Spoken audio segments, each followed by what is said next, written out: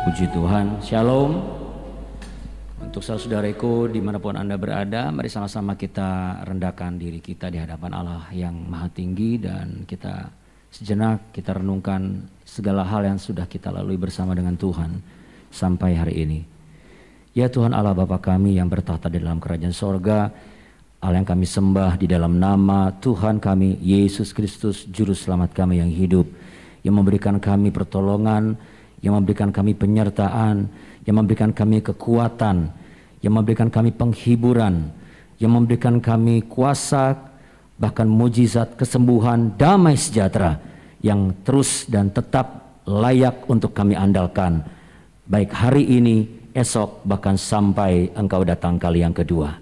Kami datang sebagai anak-anak-Mu ya Tuhan, manusia yang berdosa, anak yang nakal, pribadi yang terkadang setia, terkadang tidak, terkadang dekat, terkadang lupa. Tetapi hari ini kami bersepakat satu hal, kami mau sujud menyembah di hadapan-Mu ya Bapa. Kami mau meletakkan seluruh aspek kehidupan kami, pikiran kami, pendengaran kami, jiwa kami, roh kami ke dalam tangan Tuhan. Kami mau dengar apa yang Bapa ingin katakan untuk kami sebagai anak-anak yang Kau kasihi. Kami rindu ya Bapa, hidup kami, pekerjaan kami, rumah tangga kami berkenan di hadapan-Mu. Engkau kiranya berkenan mengampuni setiap pelanggaran dan kesalahan kami, baik sengaja ataupun tidak, yang menimbulkan rasa sakit kepada orang terdekat kami, yang menimbulkan rasa perih kepada atasan kami, atau rasa malu kepada bawahan kami, atau teman-teman kami satu tim, satu sekerja. Kami mohon ampun ya Tuhan. Dan hari ini kami percaya, kalau hikmat kami manusia tidak akan mungkin mampu mencapai dan menggapai hikmat sorgawi yang begitu mulia. Kami butuh Roh Kudus-Mu untuk memimpin kami, membuka pikiran kami, dan mendobrak setiap kebekuan hati kami, agar kami boleh terbuka di hadapan-Mu, sehingga kami boleh mengalami pemulihan dan kekuatan yang baru. Kami bersyukur kami masih boleh bekerja di tempat kami bekerja, dimanapun kami berada saat ini, khususnya di BTPN. Kami bersyukur masih ada persekutuan doa sebagai satu keluarga Kristiani, komunitas, organisasi yang sehat, perkumpulan orang-orang benar, agar kami semua dapat mengerti, belajar, dan semakin bertumbuh, berarah kepada satu tujuan, semakin segambar dan serupa dengan Kristus Yesus Tuhan kami yang hidup. Bapa, urapilah mulut lidah hamba-Mu. Hamba datang kemari, hamba menyampaikan di hadapan setiap umat-Mu, anak-anak-Mu melalui media Zoom, walaupun tidak dengan secara tatap muka seperti biasa, ada keterbatasan yang seakan-akan begitu membatasi pertemuan kami. Tetapi kami bersyukur atas teknologi yang sudah Tuhan berikan bagi orang-orang yang hebat. Dan kami bersyukur dengan teknologi ini kami bisa pakai dengan cara yang benar. Dan melalui teknologi ini kami bisa mendengar sabda-Mu yang agung. Hamba bukan orang hebat Tuhan, hamba hanya sebagai pembawa pesan-Mu ya Bapa. Dan biarlah kemuliaan-Mu saja yang terbit atas kami semua. Jangan sampai hamba-Mu mencuri kemuliaan-Mu Tuhan. Jangan sampai kami semua mencuri kemuliaan-Mu ya Bapa. Dan kami percaya dan kami boleh melihat betapa besar dan berrahmat kasih Tuhan tak pernah habis-habisnya untuk kami terima hari-hari ini menjelang akhir tahun nanti sampai memasuki tahun baru berikutnya. Kami adalah pahlawan-pahlawan-Mu. Kami bukanlah pengkhawatir-pengkhawatir dunia ini. We are warriors God, not warrior ya Tuhan. Kami bukan orang yang selalu khawatir, sebab kami tahu Engkau Allah berlaku setia kepada kami, terlebih lagi yang berlaku setia kepadamu. Di dalam nama Tuhan kami Yesus Kristus, Engkaulah kekuatanku. Haleluya, amin. Puji Tuhan. Sekali lagi shalom. Boleh sambil lambaikan tangan di tempat Anda masing-masing ya. Puji Tuhan. Kasih jempol dulu ya. Katakan, Yesus angkat kekuatanku. Yuk sama-sama, 1, 2, 3. Yesus kekuatanku. Puji Tuhan.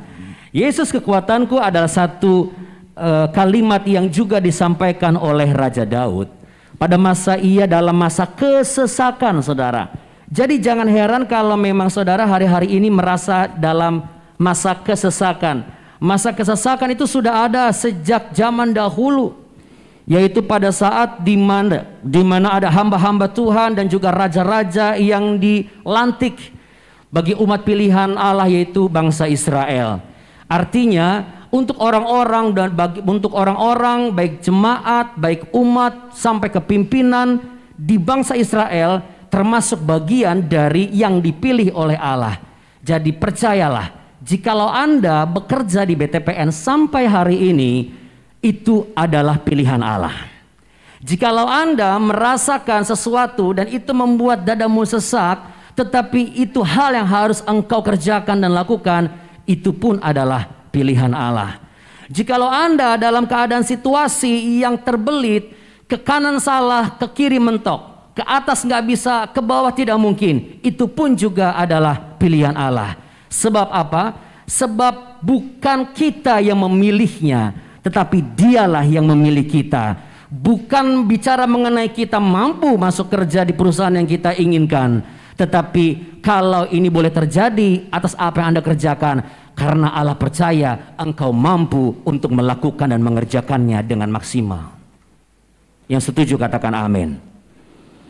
Yang pertama, kita akan buka bukti bagaimana Raja Daud sungguh-sungguh menyatakan apa yang menjadi isi hatinya, saudara. Raja Daud selalu mengatakan bahwa, oh Tuhan itu, Yesus itu adalah kekuatanku, dialah gunung batuku, kepadanya aku boleh dapat percaya. Kalau kita buka pengakuannya dalam Mazmur pasal yang ke-34 di ayat yang ke-7, pada saat itu Daud merasa begini, saya ke Saul nanti dibunuh, saya ke Filistin dicari-cari.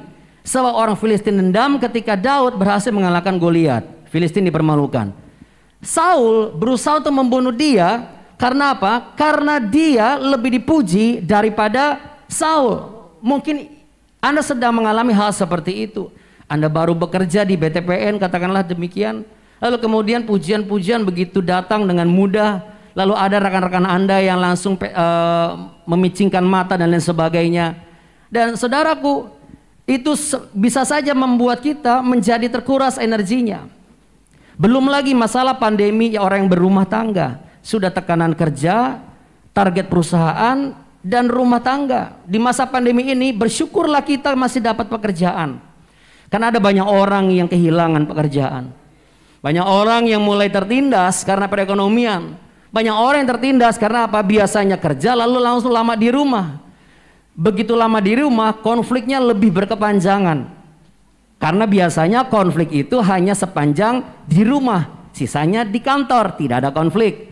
Tapi ketika di rumah terus, apalagi semua harus dengan daring, dengan online, konflik itu berkepanjangan. Saudara, Daud menulis dalam Mazmur 34 ayat yang ke-7, orang yang tertindas ini berseru dan Tuhan mendengar. Saudara, kalau kita melihat dari satu kalimat ini, jelas kita dapat mengerti bahwa ketika kita bicara dengan satu orang, satu pribadi, dan kita berharap kepada dia, kita curhat kepada dia, berarti kan orang ini, individu ini adalah individu yang memberikan faktor maksimal dalam kehidupan kita. Pribadi ini berpengaruh untuk kita. Sekalipun dia hanya sekedar senyum, sekalipun dia hanya sekedar angguk-angguk, sekalipun dia hanya sekedar diam, tetapi ketika kita bicara di hadapan pribadi ini, kita merasa apa? Lega. Yang tadinya lemah menjadi kuat, yang tadinya tertindas menjadi tidak tertindas. Tapi dalam hal ini, Daud sebagai seorang raja, dia tidak serta-merta, dia bisa saja bicara dengan selirnya. Raja kan banyak selir, saudara. Dia bisa saja bicara dengan penasehatnya. Raja kan punya banyak penasehat.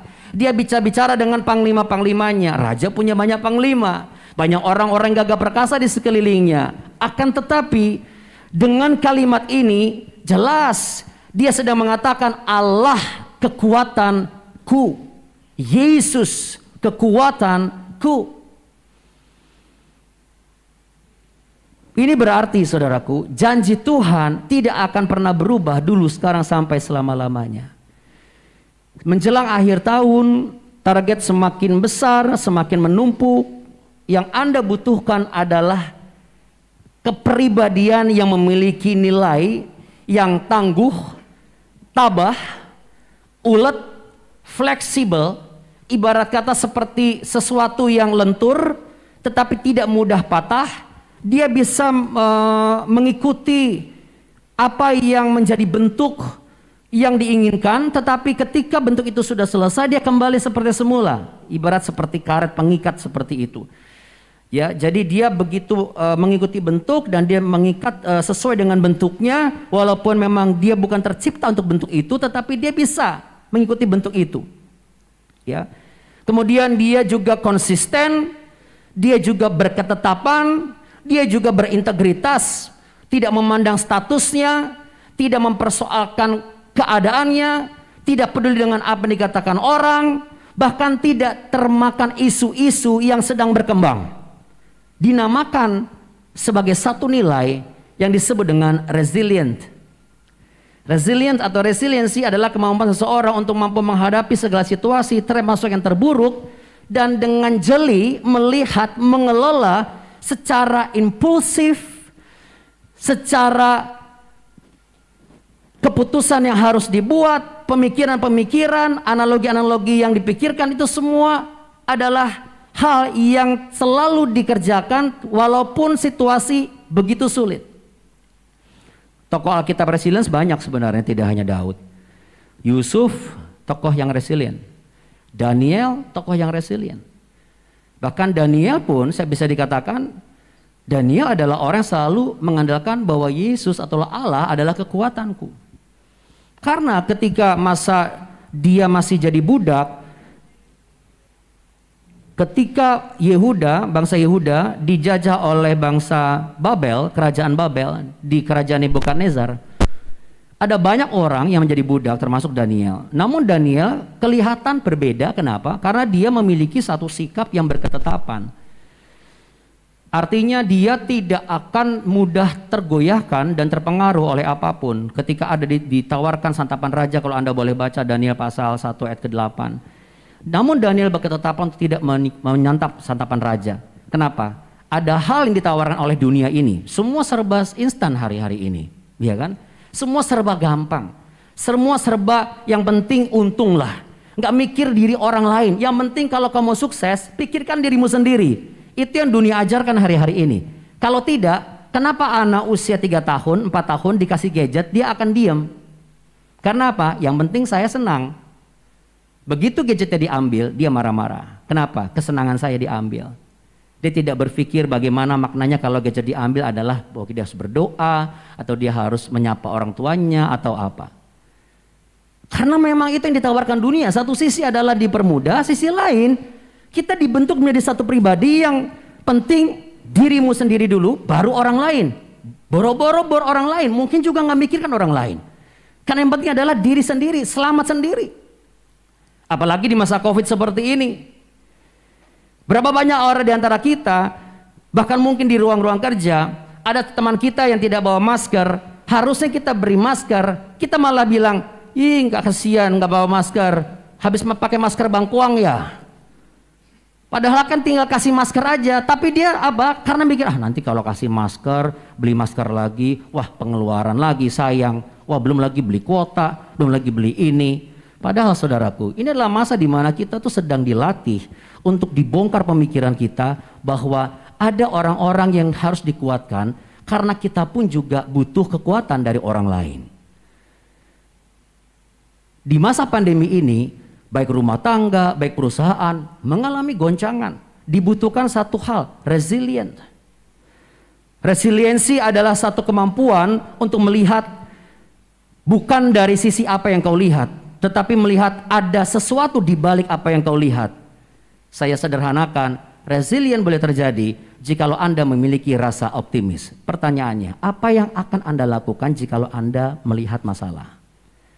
Anda melihat itu adalah masalah, atau Anda melihat itu sebagai tantangan? Kalau Anda melihat itu sebagai masalah, Anda pesimis. Tidak ada kekuatan. Orang pesimis itu pasti takut, pasti ragu. Ragu itu pasti khawatir. Khawatir itu pasti dredeg. Dredeg itu keringat dingin. Jadi megang aja pasti jatuh. Tapi kalau engkau optimis, mungkin saja engkau ada rasa takut sebagai manusia. Tetapi karena engkau optimis, engkau melihat bukan dari sisi apa yang kau lihat, tetapi aku lihat dari sisi yang lain, yaitu dari sisi Allah. Dunia mengatakan don't worry, be happy. Kenapa? Ya ada pengertian karena ada karma, ada lain sebagainya. Tapi itu biasanya berhasil namun sementara, saudara. Ada langkah-langkah agar kita tetap optimis, saudara. Yang pertama adalah manusia tidak akan lepas dari yang namanya khawatir. Jelas, manusiawi. Ketika rasa khawatir itu adalah beban. Beban yang tidak boleh engkau tanggung. Beban itu tidak boleh engkau bawa kemana-mana. Beban itu harus diserahkan. Serahkanlah segala kekhawatiranmu kepada Tuhan.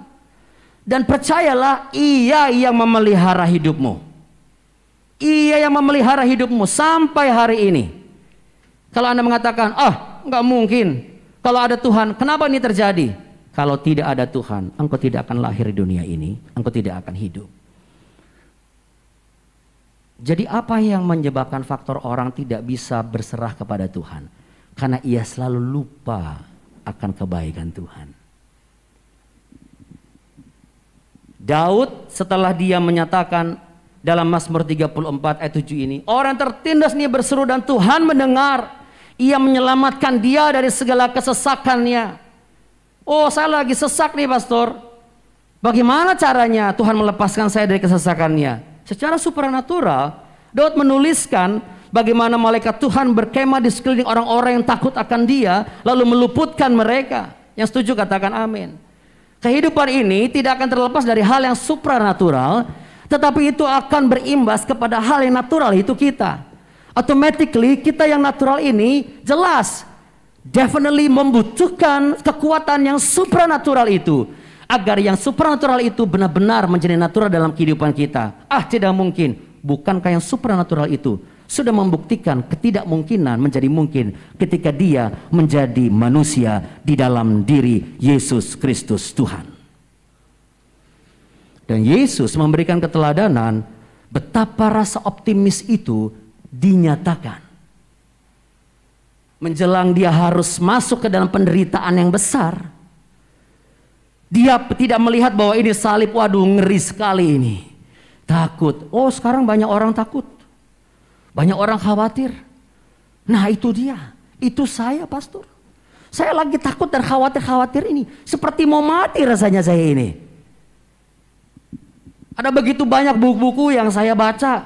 Tapi juga nggak bisa. Malah bikin nggak bisa tidur. Bagaimana caranya? Cara yang pertama adalah engkau datang sujud berdoa. Ini dia ini. Ini karena yang ngomong pendeta pasti ngomongnya doa-doa terus. Oh, kita ini hamba Tuhan, saudara. Kita ini orang Kristen. We are Christian. Kristianos, pengikut Kristus, bukan agama, saudara. Kita ini murid Kristus. Seperti engkau bekerja di BTPN, engkau ikuti semua aturan di BTPN. Engkau ikuti gaya bagaimana untuk bertransaksi, bernegosiasi. Karena BTPN punya image, BTPN punya style. Demikian juga Yesus Kristus, Allah yang kita sembah, yang adalah Allah yang sebenar-benarnya. Dia menjadi manusia supaya saudara dan saya mengikuti keteladanannya. Kalau kita bisa ikut keteladanan manusia yang lemah dan banyak kekurangan, kenapa kita tidak ikuti keteladanan Kristus? Jadi kunci pertama untuk melatih diri kita menjadi resilient adalah, if you are Christian, so live like a Christian. Hiduplah sebagaimana orang Kristen, yaitu apa? Berdoa. Karena Yesus ketika sebelum naik, bahkan sebelum diseret dari Getsemani, dia berdoa. Ketika dia merasa pedih seperti mau mati rasanya, dia berdoa. Ketika dia mau, dia ketakutan itu semakin besar, dia berdoa. Ini hal-hal yang sedang kita alami. Yang kau butuhkan harus lebih banyak berdoa. Kalau Anda buka dalam Matius pasal 26 ayat 37 sampai 38. Kemudian Lukas pasal 22 ayat 44. Saudara bisa lihat di sana bagaimana keteladanan Kristus. Dia sujud berdoa. Semakin pedih mau mati rasanya. Ada banyak orang yang mau mati hari-hari ini. Tapi begitu ditawarin mati, ngeri juga katanya. Tapi pada mau mati, kenapa? Karena bingung. Satu-satunya cara cuma doa, saudara. Terus kalau doa gimana? Loh kok gimana? Saya nggak bisa berdoa, Pak. Loh, selama ini doanya apa? Iya, selama ini doanya kan saya minta diberkati, disembuhkan, dilancarkan, diberi kekuatan. Semua sudah saya utarakan. Udah habis ini. Nggak tahu lagi gimana cara ngomongnya. Tak tahu lagi lah aku, katakanlah seperti itu ya, kalau orang Sumatera bilang ya. Tak tahu lagi lah aku macam mana aku ini berdoa. Begitu. Saudaraku, hal yang mudah untuk Anda ingat di masa-masa kritis ini adalah hal di mana engkau mengingat segala kebaikan Tuhan. Mulailah engkau berdoa dengan mengingat segala kebaikan Tuhan. Ingatlah bagaimana engkau dulu pernah ditolong oleh Tuhan Yesus. Ingatlah bagaimana engkau pernah disembuhkan secara mujizat. Ingatlah bagaimana engkau diluputkan dari kecelakaan yang tragis. Ingatlah engkau bagaimana Tuhan meluputkan engkau sehingga engkau tidak dipermalukan oleh mantan-mantanmu. Ingatlah engkau bagaimana engkau tidak dibuat hancur lebur ketika ada kerugian dalam usahamu. Ingatlah bagaimana engkau yang memang tidak ada pikiran dan rencana untuk kerja di PTPN, tetapi di masa sekarang engkau bekerja, sedangkan temanmu di luar sana yang tidak di PTPN, mereka tidak bekerja. Itu kebaikan Tuhan. Ingatlah kebaikan Tuhan. Hal yang pertama, serahkan segala kekhawatiranmu dengan cara mengingat kebaikan Tuhan. Amin. Hal yang kedua, dalam bekerja saya percaya butuh buku petunjuk. Ketika kita belajar untuk melihat, mengejar waktu, mengejar target, ada customer, ada nasabah yang harus segera kita layani. Kita tidak bisa sepengetahuan kita, oh biasanya lewat jalan A masuk ke jalan B. Kita nggak pernah tahu di jalan A itu misalnya ada galian lubang misalnya, atau tiba-tiba ada demo misalnya. Kita langsung menggunakan apa? Kita menggunakan Google Maps kan? Kenapa? Karena Google Maps itu dari satelit. Satelit itu di atas tempatnya. Setelah dia petakan semua di bawah loh. Makanya ada daerah-daerah yang sebelum dipetakan oleh Google, yang mobil yang di atasnya ada kamera itu, daerah itu tidak akan ada di Maps. Tapi ketika itu sudah terpetakan dengan baik, dikirim datanya ke satelit, satelit pancarkan dari atas, dimanapun Anda berada seperti Anda saat ini, Anda tekan Maps, taruh jalan gang apa, derajat mana dan segala macam, jelas dan Anda akan tiba di sana dengan tepat. Kenapa? Karena kita buta, ibaratnya gelap kayak seperti nggak ngerti jalan di mana, sana ada kegiatan apa ya, ada halangan apa ya, kan begitu. Kehidupan ini membutuhkan navigator yang sempurna. Mazmur 119 ayat 105 berkata apa, saudara? Boleh saya pinjam pemain keyboardnya, imam musiknya, saudaraku.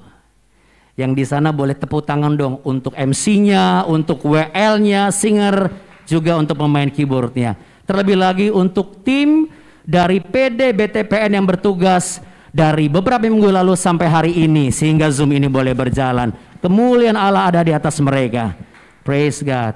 Jerih payahmu dalam Tuhan tidak pernah sia-sia. Engkau mendatangkan kerajaan Allah, engkau menghasilkan kerajaan Allah. Ya, Mazmur 119 dan 105 itu sampai dibuat lagu ya. Kurang tinggi. Firman-Mu pelita bagi kakiku, terang bagi jalanku. Yuk sama-sama katakan. Firman-Mu pelita bagi kakiku, terang bagi jalan. Cukup itu yang kau ingat, saudara, supaya engkau tidak lupa waktu kau baca firman Tuhan. Setelah engkau berdoa mengingat kebaikan Tuhan, tidak akan lengkap jikalau tidak ada yang namanya engkau baca titah-titahnya dan firman-firmannya sebagai navigasi yang paling sempurna dalam hidupmu. Dengan demikian engkau disadarkan bahwa ketika engkau sudah memikirkan dan sudah menetapkan langkah-langkah keputusan-keputusan, bahkan sudah tahu apa yang harus dilakukan, strategi apa harus dikerjakan agar target ini tercapai, karena ada kekuatan yang Tuhan berikan. Sebab ketika engkau membaca firman itu, engkau sedang menerima kekuatan itu. Rasul Paulus mengatakan bahwa Injil itu kekuatan Allah. Ketika engkau baca Injil itu, engkau dapat kekuatannya, yaitu kekuatan Allah.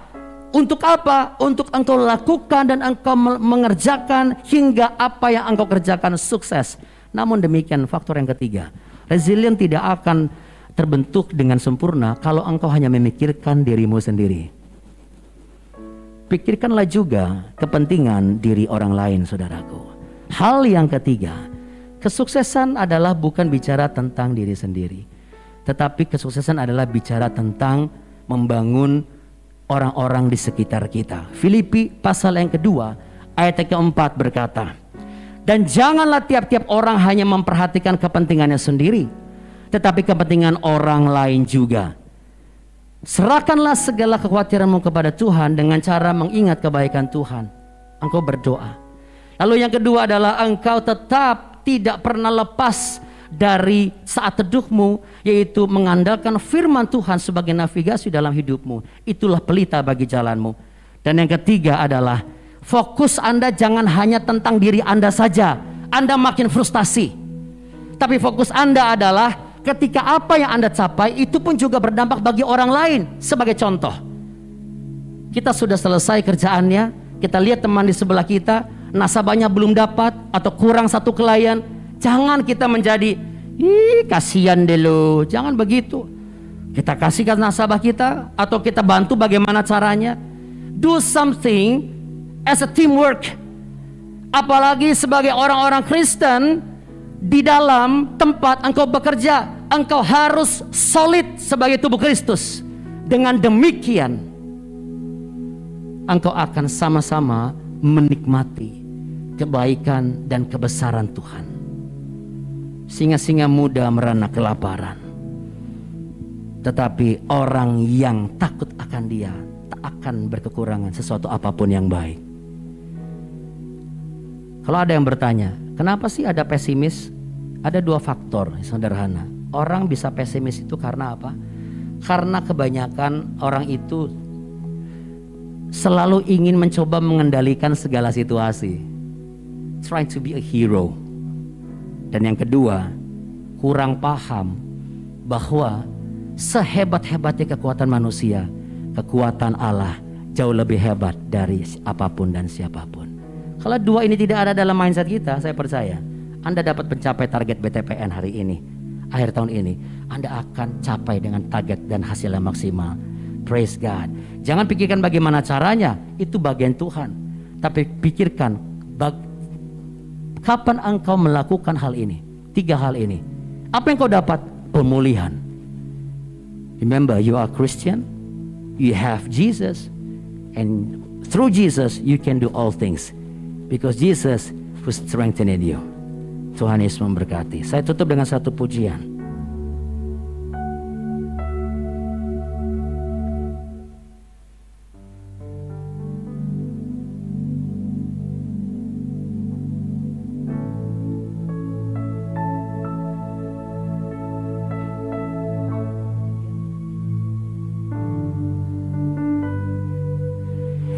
Kala ku cari damai, hanya ku dapat dalam Yesus.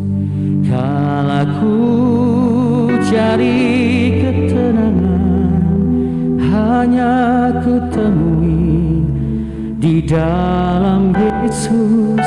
tak satu pun dapat menghiburku, tak seorang pun dapat menolongku.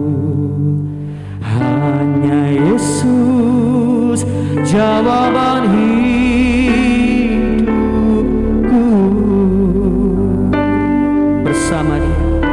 Bersama Dia hatiku damai, walau dalam lembah kekelaman.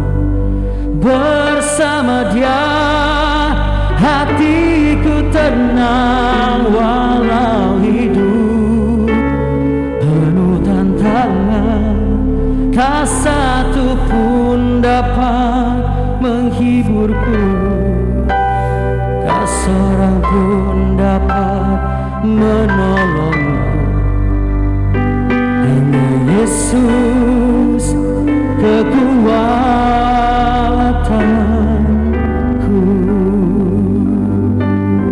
Amin, saudara. Hanya Yesus kekuatanku.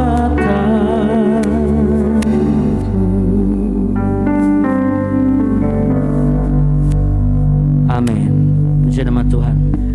Wow, luar biasa. Terima kasih banyak Pak Pendeta untuk firman Tuhannya yang disampaikan. Dan pastinya teman-teman, kita pengen setelah mendengarkan firman Tuhan tadi, pastinya kita makin dikuatkan. Ya nggak Cimoli? Yes, benar banget. Puji Tuhan. Oke, nah sebenarnya tadi kan ini masuk ke dalam keseruan yang kedua ya Kak Egy ya. Iya. Jadi Pak Pendeta nanti akan ada teman-teman kita dari Bank BTPN yang akan memberikan pertanyaan nih Pak kepada Bapak. Boleh. Nanti minta tolong dibantu dijawab ya Pak ya, agar lega gitu rasanya ya. Boleh. Yes, betul. Oke. Jadi sudah ada? Oke, pertanyaannya mungkin teman-teman yuk kita berikan pertanyaan-pertanyaannya. Tapi jangan khawatir nih ya kalau waktunya nggak keburu, pertanyaannya teman-teman banyak. Nanti kita recap semuanya, nanti Bapak Pendeta akan bantu menjawabnya ya Kak Egy ya. Yes, tapi sebelumnya kita juga mau sampaikan bahwa di sesi tanya jawab ini nanti akan ada 6 orang pemenang untuk pertanyaan yang paling menarik. Jadi buat teman-teman yang masih ragu-ragu untuk bertanya, ayo diketik di live chatnya kita pertanyaannya. Sudah ada Pak Pendeta yang siap menjawab semua pertanyaannya teman-teman gitu. Oke. Seru ya posisi kita kiri dan kanan ya, biar Pak Pendeta seimbang. Oke, lanjut ke pertanyaan yang pertama dulu nih Kakak Egy ya. Satu, ini dari Kakak Hani dengan pertanyaannya adalah? Sebentar. Oke. Agak digedein dikit tulisannya. Pertanyaan yang pertama nih, apakah rasa khawatir itu selalu buruk Pak Pendeta? Oke, tidak selalu buruk. Tergantung apa yang kita akan arahkan kemana. Jadi kalau saya khawatir, saya khawatir saya gemuk. Katakanlah seperti itu ya. Kalau kita rasa khawatir itu menjadi pesimis, kita akan jadi gemuk. Oh oke, jadi harus mengolah ya Pak Pendeta ya? Atau kita malah jadi kurus tetapi tidak ideal. Tetapi kalau misalnya rasa khawatir itu kita keluar dengan optimis, ya kita tetap kita makan makanan yang bergizi, sarapan dengan format yang ada, justru kita akan melihat itu suatu peluang. Itu yang saya bilang, kalau kita melihat satu hal itu sebagai masalah, ada rasa khawatir, itu akan buruk kalau itu sebagai masalah yang kita lihat. Tetapi kalau kita melihat itu sebagai satu tantangan, berarti apa? Ada peluang untuk bisa menaklukkan tantangan itu. Kan kira-kira seperti itu. Ibarat kita bertinju aja. Kita kalau bertinju di atas ring, begitu ada rasa khawatir, lemes kita semua. Kalau kita melihat, waduh saya akan bonyok sama dia. Tetapi sekalipun saya bonyok sama dia, katakan seperti itu, tapi saya boleh melihat, kayaknya nggak mungkin nggak cuma saya yang bonyok. Paling nggak dia juga bisa bonyok. Nah, bagian mana yang saya bisa bikin bonyok dia? Kira-kira seperti itu, sehingga kita selalu melihat ada satu peluang untuk bisa menaklukkan dengan berbagai macam cara. Tentunya tidak keluar dari konteks kebenaran firman Tuhan. Yes.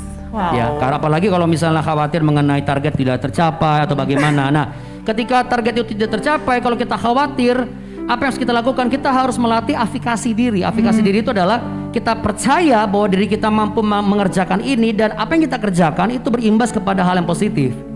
Nah, ketika kita sudah mulai mindset itu, ini sama seperti bagaimana rasa optimis Yesus ketika melihat ada satu salib, dia melihat, waduh hancur tubuh saya. Tetapi dia optimis, dia percaya sebagaimana rencana Bapa. Hari ketiga dari penderitaan itu ada kebangkitan bagi orang percaya. Ketika iblis mencuri membinasakan, Yesus memberi kelimpahan, kan begitu. Jadi di balik kekhawatiran tidak selamanya buruk, akan menghasilkan kelimpahan jikalau kita ngedrag sesuatu yang daripada Tuhan. Berarti dari khawatir itu kita tarik ke point of view-nya Allah. Itu sebabnya kita butuh firman Allah. Sebagai Ketika guidance kita, betul, ya? kita serahkan khawatir kita kepada Tuhan, karena segala tulisan yang diilhamkan Allah ini bermanfaat untuk mengajar kita, menyatakan kesalahan, memberikan kita kelakuan yang baik dan benar sehingga kita terhindar dari kejahatan. Jadi strategi-strateginya, kemudian motivasi-motivasinya bukan sekedar untuk kepentingan diri kita sendiri, untuk meloloskan kita dari khawatir kita, tetapi juga keberhasilan kita pun jangan sampai menjadi kekhawatiran bagi orang lain. Kira-kira seperti itu. Wow, keren banget ya Kakak Mulia. Gak boleh khawatir-khawatir lagi loh. Boleh, yang diolah penting untuk menjadi sebuah peluang dan kita optimalisasi di situ ya Pak Pendeta ya. Iya, harus seperti itu. Harus seperti itu. Saya percaya orang-orang kerja di BTPN adalah orang-orang pilihan. Amin. Bukan orang sembarangan. Artinya secara IQ, pendidikan, latar belakang, pengalaman dan keberanian, menurut saya itu ditambah dengan format firman Allah sebagai navigasinya, saya percaya target itu pasti akan tercapai. Amin. Saya sangat yakin. Kakak Egy, mungkin kita lanjut ke pertanyaan kedua nih Kak. Pertanyaan berikutnya. Di situasi seperti ini yang penuh dengan ketidakpastian, bagaimana caranya berserah dan tetap percaya dengan janjinya? Janji Tuhan itu iya dan amin. Ya, saya akan buka dari firman Tuhan di Mazmur 103. Ini kalau saya buka dengan firman Tuhan, pasti orang, aduh firman Tuhan lagi. Tapi saya ingin mengambil dari firman Tuhan dulu. Sebab semua ilmu di dunia ini, itu semua source-nya adalah firman Allah sebenarnya. Ya, Daud menulis seperti ini dalam Mazmur 103, ayat yang pertama sampai di ayat yang ke-18. Walaupun banyak, tapi saya sudah rekap begini. Dari Daud, pujilah Tuhan hai jiwaku, pujilah nama yang kudus hai segenap batinku. Pujilah Tuhan hai jiwaku dan janganlah lupakan segala kebaikannya. Kalau Anda bertanya dengan ketidakpastian, cara tetap berserah dan percaya dengan janjinya, satu kata dikatakan, jangan lupakan segala kebaikannya. Yaitu, dia yang mengampuni segala kesalahanmu. Siapa kalau bukan Tuhan? Tidak ada, bosmu pun tidak bisa mengampuni segala kesalahanmu. Yang menyembuhkan segala penyakitmu, ialah dokter dari segala dokter. Oleh bilur-bilurnya engkau disembuhkan. Dia menebus hidupmu dari lubang kubur. Ia mahkotai engkau dengan kasih setia dan rahmat. Apa gunanya kita dapat seluruh dunia ini jikalau kita kehilangan Kristus? Lebih baik kita mendapatkan Kristus, kita kehilangan dunia ini, namun kita mendapat bagian kita di kerajaan Allah Bapa di sorga. Dia memuaskan hasratmu dengan kebaikan. Ia mahkotai engkau dengan kasih setia dan rahmat, sehingga masa mudamu menjadi baru seperti pada burung Raja Wali. Tuhan menjalankan keadilan. Siapa yang adil selain Tuhan? Dan hukum bagi segala orang yang diperas. Ia telah memperkenalkan jalan-jalan kepada Musa, perbuatan-perbuatannya kepada orang Israel. Tuhan adalah penyayang dan pengasih, panjang sabar dan berlimpah kasih setia. Tidak selalu ia menuntut dan tidak untuk selama-lamanya ia mendendam. Berapa kali kita sudah menyakiti hati Tuhan, Tuhan tidak pernah dendam atas kita. Bahkan apa yang kita alami jangan-jangan bukan karena Tuhan memberi hukuman, karena konsekuensi kesalahan-kesalahan kita. Wow. Ya, tidak dilakukannya kepada kita setimpal dengan dosa kita. Berapa banyak kita sudah menyakiti orang, berapa banyak kita sudah membunuh perasaan orang, juga Tuhan tidak membunuh kita dan tidak dibalasnya kepada kita setimpal dengan kesalahan kita, tetapi setinggi langit di atas bumi. Demikianlah besar kasih setianya atas orang-orang yang takut akan Dia. Sejauh timur dari barat, demikian dijauhkannya daripada kita pelanggaran kita. Seperti Bapa sayang kepada anak-anaknya, demikian Tuhan sayang kepada orang yang takut akan Dia. Sebab Dia sendiri tahu apa kita. Dia ingat bahwa kita ini debu, tapi kitanya yang lupa bahwa kita ini debu. Kita ini debu, saudara. Sehebat apapun kita cuma debu. Adapun manusia hari-hari seperti rumput, seperti bunga di padang.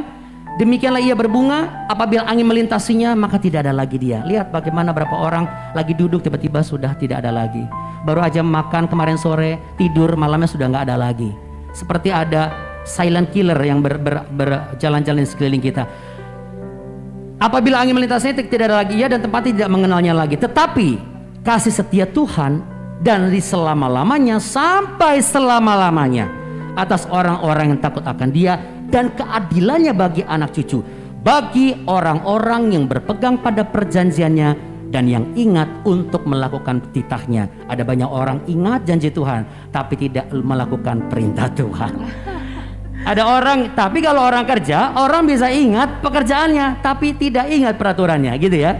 Kalau kita masuk pekerjaan di BTPN kan ada buku tuh ya kan. Kendala etikanya begini, kita cuma ambil integritas yang paling penting, seperti yang penting target tercapai.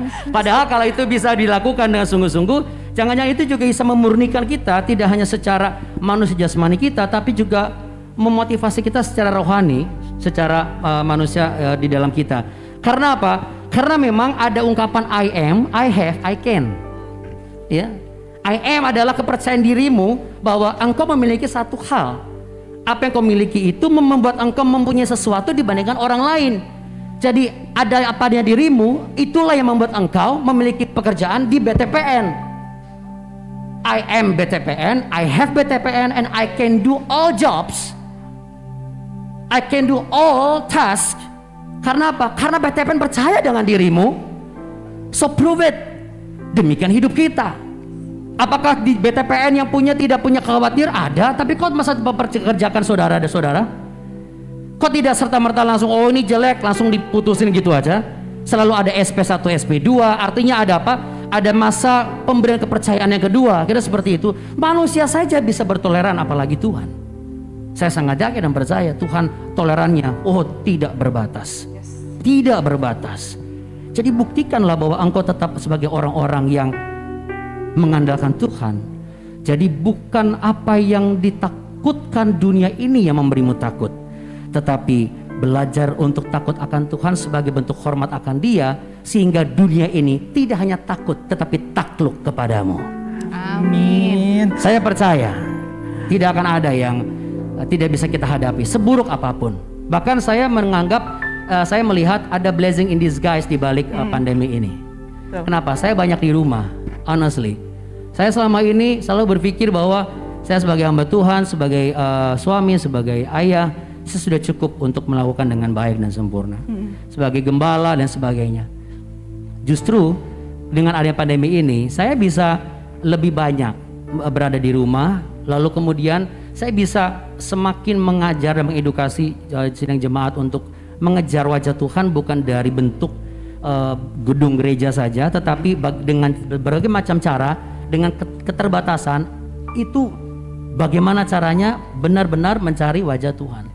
Karena selagi masih berkenan dicari, kan saya berkata, carilah Tuhan selama ia berkenan ditemui. Berusahalah mendapatkannya. Artinya inilah masa di mana di saat itu sama. Ketika dengan terbatas, target juga nggak dibatasi, maka makin membeludak. Buktikan bahwa saudara saudari bekerja di BTPN itu berbeda dengan orang-orang di luar sana. Karena saudara adalah orang percaya, orang kepercayaan Tuhan, dan Tuhan tidak pernah salah meletakkan kepercayaannya kepada orang yang dipercaya. Amin. Amin. Sangat memotivasi sekali nih kakak Iya, ini. Benar, banget. Selain nggak bisa berkata-kata akan kebaikan Tuhan yang sangat luar biasa buat kita, ternyata kita itu bangga banget jadi anak Tuhan sih. Bangga, tapi jangan lupa bahwa kita harus tetap di dalam Yesus. Koridornya. Ya, kita harus tetap melekat dalam Yesus. Sama, kalau engkau tidak melekat dengan BTPN, kan BTPN bisa melihat juga, ini nggak setia orang ini cuma ngandelin gaji-gaji doang. Karena apa? Prestasinya nggak ada, ya kan? Cuma sapa-sapa aja gitu. Tapi kalau kita akhirnya yang lain dapat bonus, kitanya dapat biasa-biasa aja. Tapi kalau kita juga sama dengan Tuhan, kalau kita tetap di dalam Tuhan, kita melekat dengan Tuhan, sekalipun keadaan buruk, kita tetap mengatakan aku bahagia sama Tuhan deh. Karena gini, kesetiaan diuji melalui penderitaan. Janji nikah itu ada suka dan duka. Orang Kristen itu beragama Kristen lebih dari itu. Tetapi mengikuti suami istri menjadi satu, karena suami mengikuti istri, istri mengikuti suami. Engkau kerja di BTPN, engkau ikuti BTPN, BTPN akan mengikutimu. Saya sangat yakin. Sehingga apa yang kau tabur, sudah pasti itu akan kau tuai. Engkau tabur di dalam Kristus, melekat dalam Kristus, engkau bisa melakukan segala perkara. Yohanes 15 ayat 5 berkata, Yesus yang berkata kok, di dalam aku engkau berbuat banyak, namun di luar aku engkau tidak menghasilkan, engkau tidak bisa berbuat apa-apa. You can do but nothing. Kalau di aslinya ya. Ya. Bukan you cannot do anything, no. You can do. Tuhan mengakui engkau bisa lakukan, tetapi itu nothing. Yes. Jadi kira-kira seperti itu. Wow, luar biasa. Aduh, makin apa ya? Udah speechless banget sih, tapi makin banyak nih pertanyaan ya. Boleh. Kita lanjut yang ketiga. Boleh. Oke, pertanyaan berikutnya adalah bagaimana caranya kita menghadapi situasi terburuk jika situasi pandemi ini semakin memburuk, dari Berman Sihotang. Oke, tadi kan saya bilang bahwa ada faktor I am, I have, dan juga I can ya. I am itu adalah mulai menilai bahwa ya walaupun misalnya orang tidak melihat saya penting, tapi pandanglah dirimu adalah satu sosok yang penting. Start from yourself gitu loh. Namun ini bukan bicara mengenai self-center. Tetap ini God center. Kenapa? Karena dia juga percaya bagaimana Allah melihat dirinya penting. Bahkan Allah bukan hanya penting, dia memandang kita itu berharga, bahkan mulia.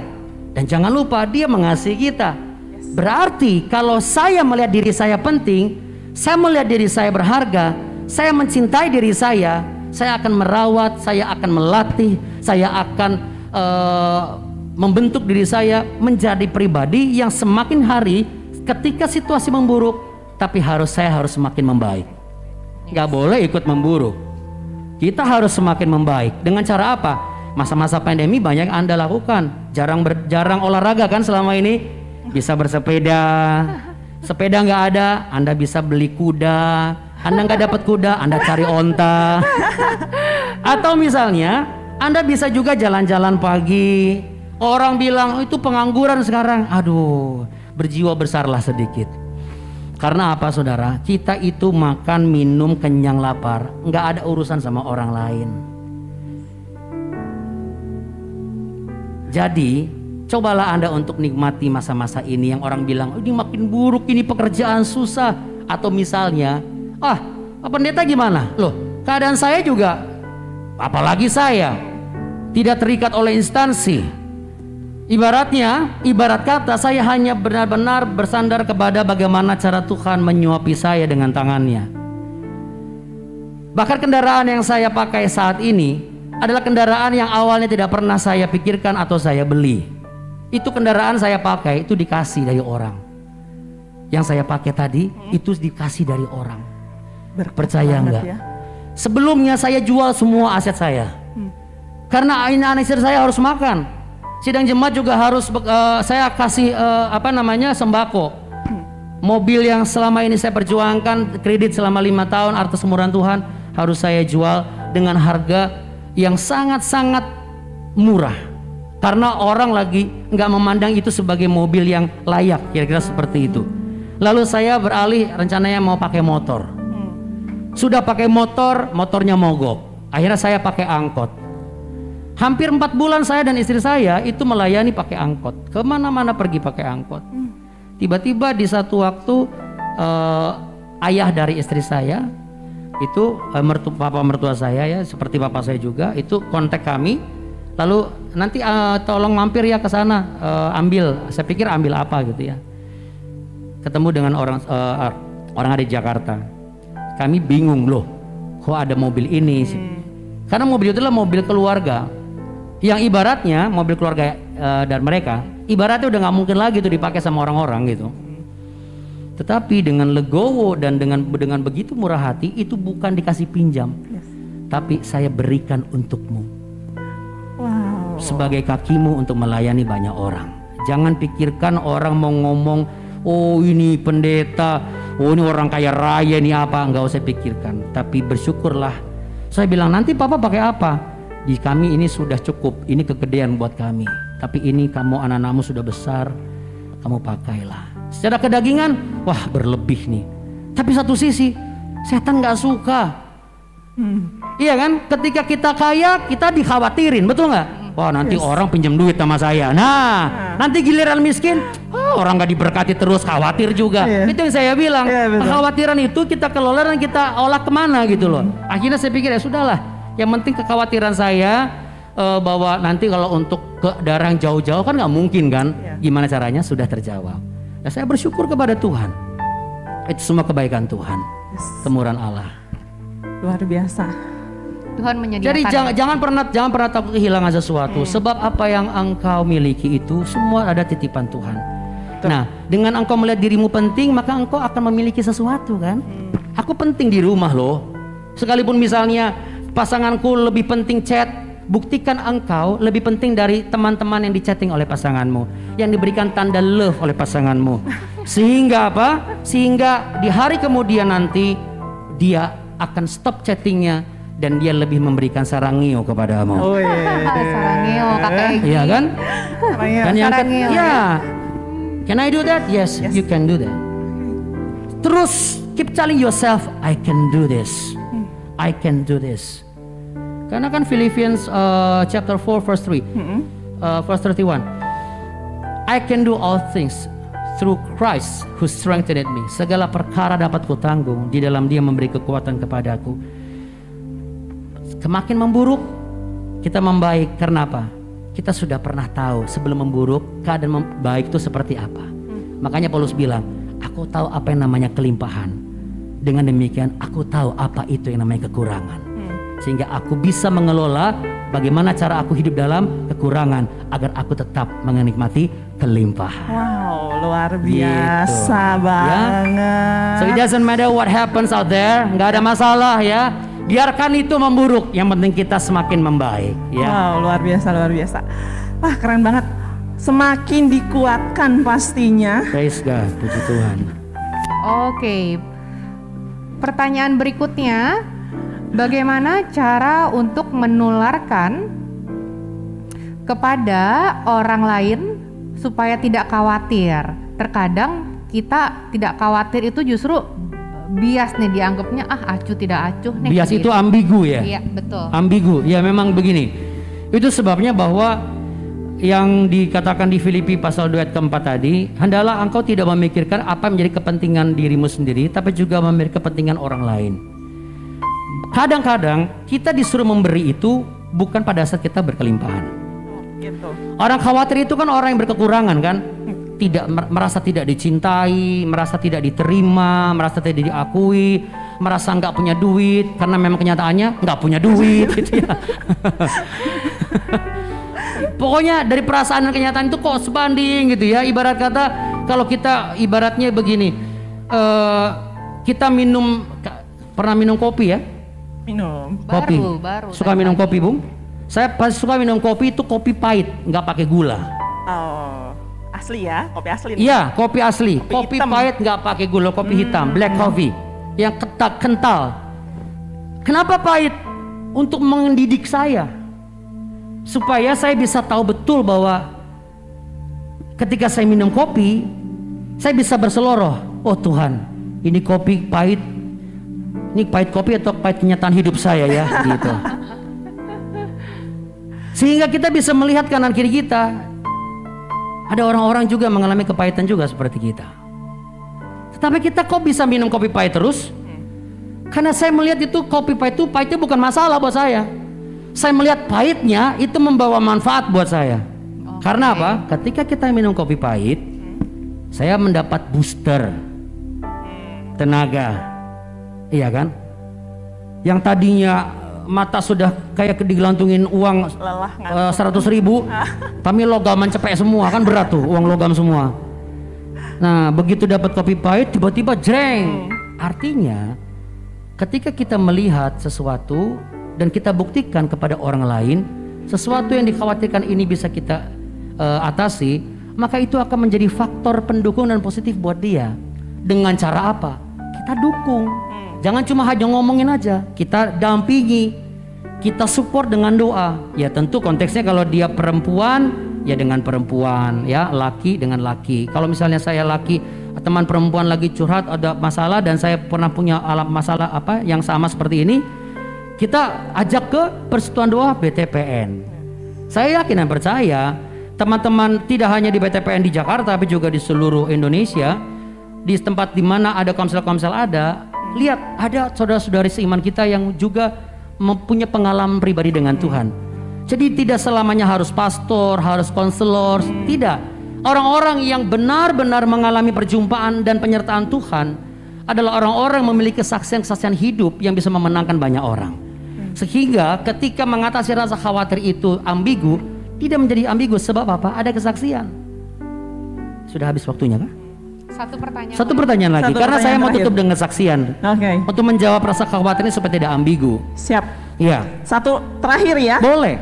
Oke, jadi teman-teman ini satu pertanyaan terakhir, dan untuk teman-teman yang tadi sudah menuliskan pertanyaan di live chatnya kita, teman-teman jangan khawatir, kita akan rangkum semuanya pertanyaan tersebut dan kita akan berikan kepada Pak Pendeta. Setelah mendapatkan jawaban, kita akan share untuk semua teman-teman yang telah mengikuti ibadah hari ini.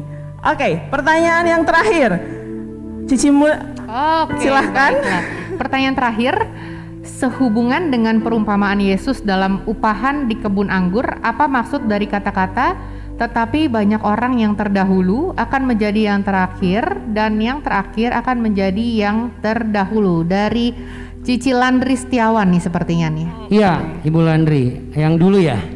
Ibu Landri ya, yang rambutnya pendek ya. Shalom Ibu, apa kabar? Puji Tuhan. Yang cantik banget. Iya. Semua di PTP cantik semua ya.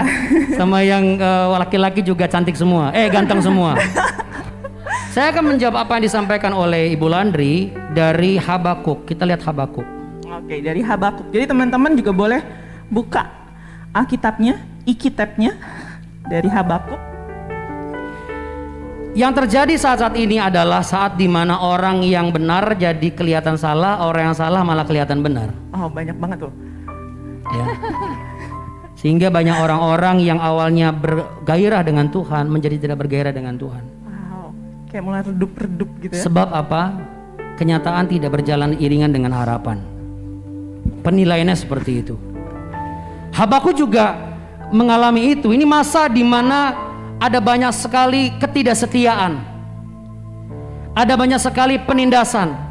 Di ayat yang kedua, berapa lama lagi Tuhan? Aku berteriak tetapi tidak kau dengar, aku berseru kepadamu penindasan tapi tidak kau tolong. Mengapa engkau perlihatkan kepadaku kejahatan sehingga aku memandang kelaliman? Aniaya, kekerasan ada di depan mataku, perbantahan dan pertikaian terjadi. Itulah sebabnya hukum kehilangan kekuatannya dan tidak pernah muncul keadilan. Sebab orang fasik mengepung orang benar. Itulah sebabnya keadilan muncul terbalik. Hari-hari ini yang menyebabkan yang terdahulu menjadi kemudian, yang kemudian menjadi terdahulu. Yang dulunya mengejar Tuhan tetapi tidak lagi mengejar Tuhan. Yang dulunya Tuhan, tetapi sekarang apa Tuhan? Karena di matanya dia hanya melihat, oh inilah keadilan sedang muncul terbalik hari-hari ini. Saya yang bersusah payah, saya membangun, saya yang merancang, saya yang melihat, saya yang ini. Tetapi yang seharusnya secara prediksi paling tidak saya mendapat tempat, tetapi ternyata justru tidak. Saya sudah pelayanan, sudah rajin berdoa puasa, saya sudah menabur, saya sudah begini begitu, tetapi suami tidak kembali, anak-anak tidak berbakti, rumah tangga berantakan, saya kepahitan. Pertanyaan saya adalah, apakah Yesus atau kekristenan atau firman-Nya itu hanya sebatas ketika engkau mendapatkan hadiah? Ketika kau mendapat hadiah, yang kau pandang hadiahnya atau orangnya? Kebanyakan orang hanya mengacu kepada hadiahnya. Makanya ketika ketemu orangnya, dia nggak tahu yang ngasih hadiah ini orangnya siapa. Tapi kalau engkau selalu memperhatikan orangnya, engkau akan tahu betul apa hadiahnya.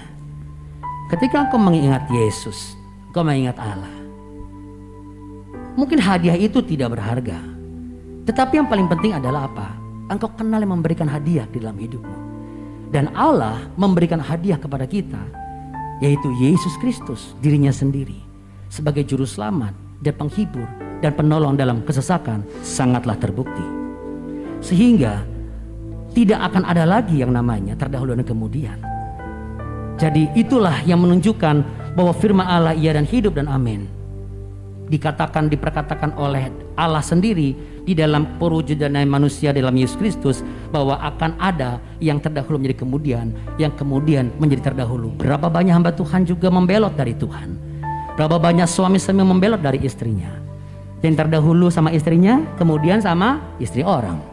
Yang terdahulu sama suaminya, kemudian sama suami orang. Yang terdahulu setia, kemudian tidak setia. Dan ini terjadi sudah sejak zaman dulu. Termasuk zaman Raja Uzia. Raja Uzia usia 16 tahun jadi raja. Selama ia berlaku setia dan takut akan Tuhan. Tetapi di usia ke-25, dia berubah setia, hancur berantakan. Perhatikan baik-baik. Jadi ini semacam hal yang memang akan terjadi. Tinggal kita akan meletakkan diri kita di posisi yang mana.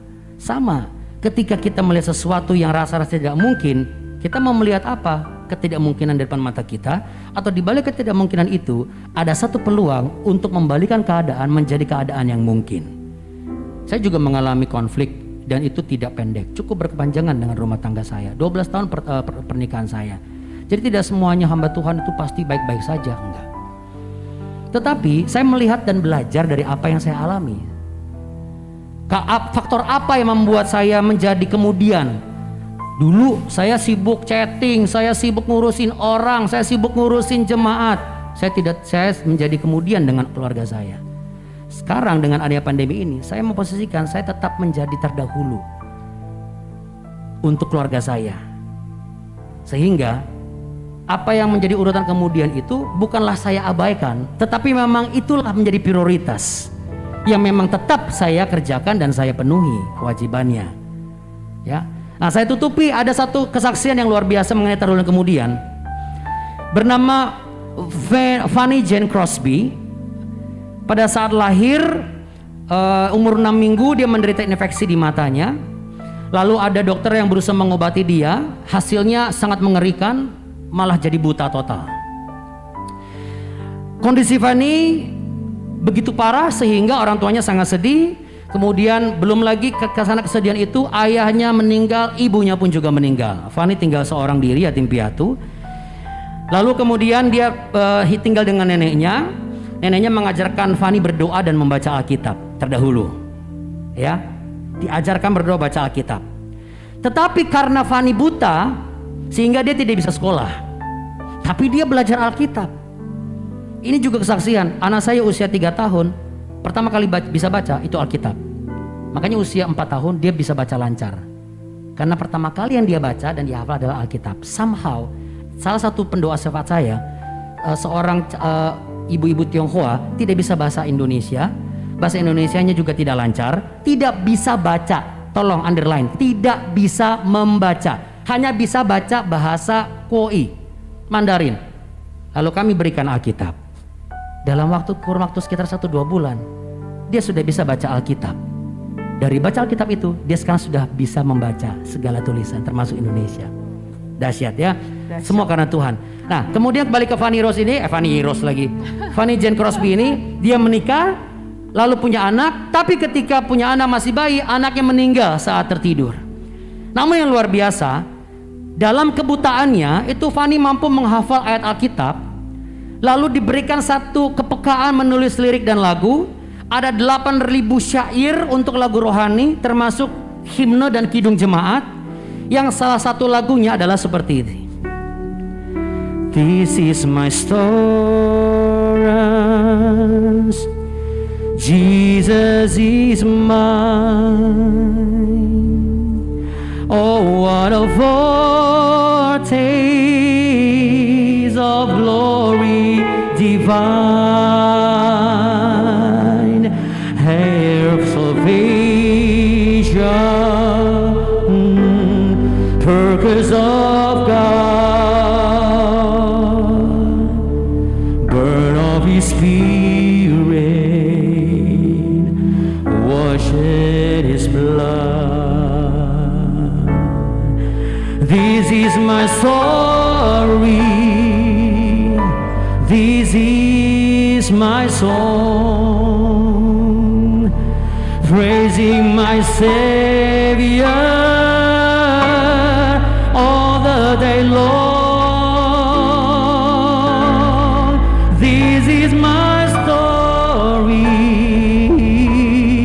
this is my song, praising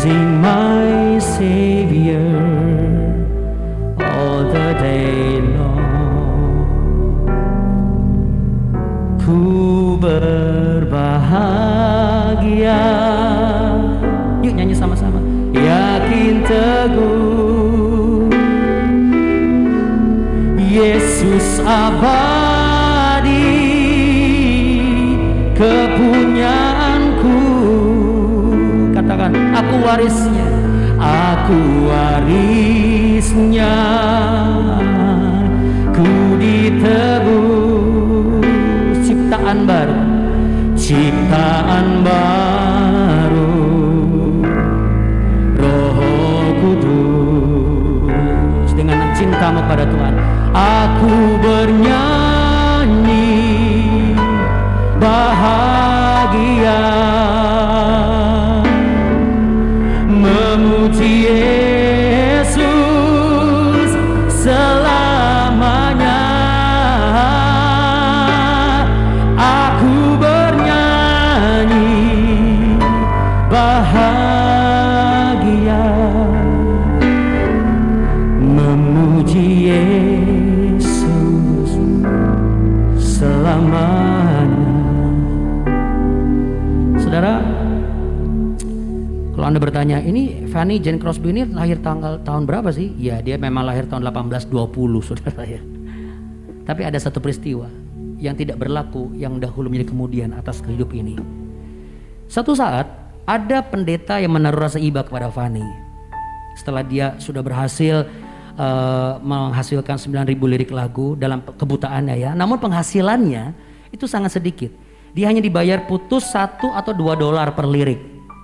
Ya, jadi dia tidak hidup dalam kelimpahan secara materi. Dia nggak pernah punya rumah sendiri, tinggal hanya di rumah-rumah sewa. Tapi yang luar biasanya, kecintaannya kepada Tuhan itu sama seperti pertama kali dia mengalami cintanya ketika diajarkan baca Alkitab.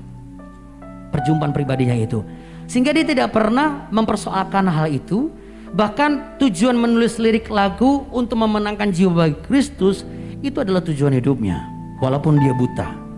Perhatikan baik-baik, dalam pekerjaan kita, dalam rumah tangga kita, dalam tanggung jawab kita, Tuhan sedang meletakkan kepekaan di dalam diri kita.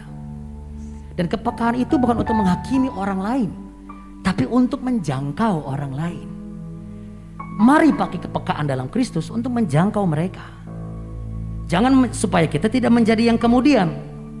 Sekalipun keadilan sedang berbanding terbalik hari-hari ini, tapi jangan sampai engkau patah arang. Sebab apa? Ketika pendeta ini mengatakan begini, aduh Tuhan, kiranya melimpahkan bakat yang berlimpah pada Anda Ibu, tapi kok kenapa Tuhan tidak memberikan penglihatan kepada Anda? Maukah saya berdoa untuk Anda? Kata pendeta ini. Maukah Anda saya buat satu dana, saya galang dana untuk Anda bisa dioperasi kembali, sehingga Anda bisa melihat kembali? Ada satu jawaban yang begitu menyentuh hati saya. Fanny Jane Crosby, pencipta lagu Berbahagia ini mengatakan demikian. Pak Pendeta, jika aku bisa dilahirkan kembali, ada satu ajuan permintaan saya kepada Tuhan. Kata pendetanya, apa itu? Saya akan minta, tolong jangan lahirkan saya dengan mata terbuka, tapi lahirkan saya dengan keadaan buta. Kaget dia. Banyak orang gak mau buta. Banyak orang tuh buta sekarang kan dengan masa depan. Tahun depan mau resesi ekonomi dengan perhitungan segala macam, tetap buta. Tetap buta. Belum lagi ditanya, dituntut kapan pernikahan, nikah nggak jadi karena hotel yang sudah disewa tiba-tiba nggak bisa kasih balik uang, kita merasa rugi. Oh buta, sekarang orang buta. Orang dibutakan dengan keuntungan sendiri sehingga korupsi, dibutakan dengan kebahagiaan pribadi sehingga dia lari dari rumah, tinggalkan suami istri, tidak bertanggung jawab dengan anak-anak, bahkan tidak bertanggung jawab dengan pekerjaannya, bahkan mereka lari dari Tuhan. Tetapi justru Fanny Jane Crosby minta, Tuhan kasih saya buta. Pak pendeta tanya, loh kenapa begitu? Karena saya rindu saat saya sampai di sorga nanti, yang ingin pertama kali saya lihat adalah wajah juru selamat saya, yaitu Yesus Kristus. Wow. Itu yang saya bilang. Banyak orang ingin melihat sorga, sedikit ingin melihat wajah Tuhan. Hari-hari ini mari kita ubah mindset dan spirit kita. Pribadi resilient berbeda dengan versi dunia. Dunia ingin melihat pertama kali kelimpahan kesuksesanmu.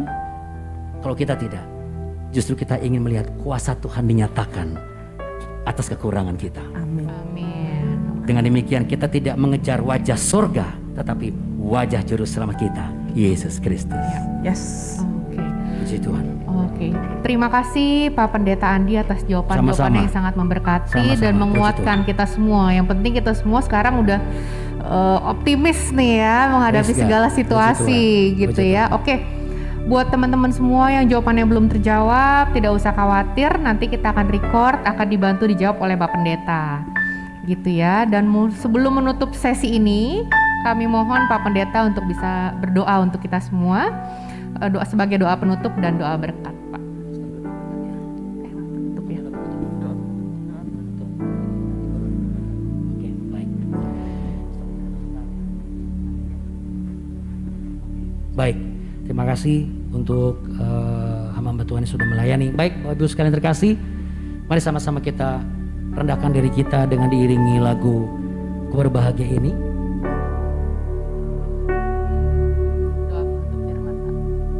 Kita akan masuk dalam doa penutup firman Tuhan terlebih dahulu. Kita berdoa.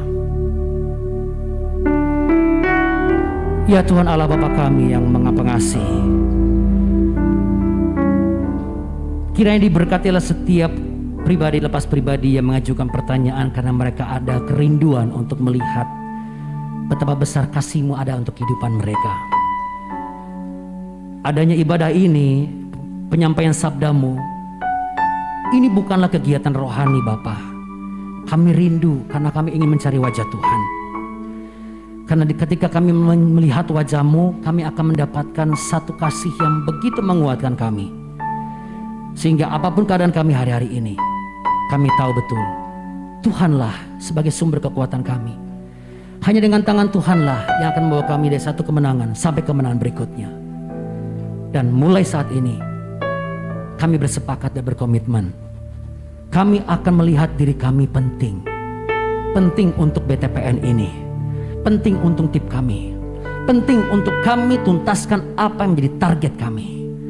Karena kami memiliki satu kapasitas, dan potensi itu adalah bagian yang Tuhan letakkan dalam diri kami.